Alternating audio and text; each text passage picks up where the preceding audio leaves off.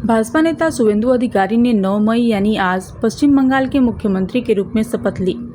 वे राज्य के स्वतंत्रता के बाद से भारतीय जनता पार्टी के पहले मुख्यमंत्री बन गए हैं।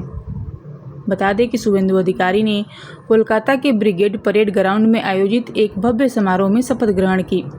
पश्चिम बंगाल के राज्यपाल RN रवि ने उन्हें पद और गोपनीयता की शपथ दिलाई। इस ऐतिहासिक समारोह में प्रधानमंत्री नरेंद्र मोदी, केंद्रीय गृह मंत्री अमित शाह, रक्षा मंत्री राजनाथ सिंह और भाजपा शासित राज्यों के कई मुख्यमंत्री उपस्थित रहे। शुभेंदु अधिकारी ने पश्चिम बंगाल के मुख्यमंत्री के तौर पर शपथ लेने के बाद प्रधानमंत्री नरेंद्र मोदी और NDA के दूसरे वरिष्ठ नेताओं का अभिनंदन किया। আমি শুভেন্দু অধিকারী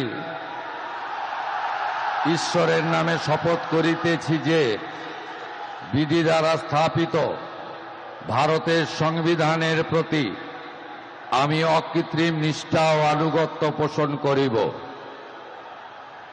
আমি ভারতের সার্বভৌমত্ব ও অখণ্ডতা রক্ষা করিব।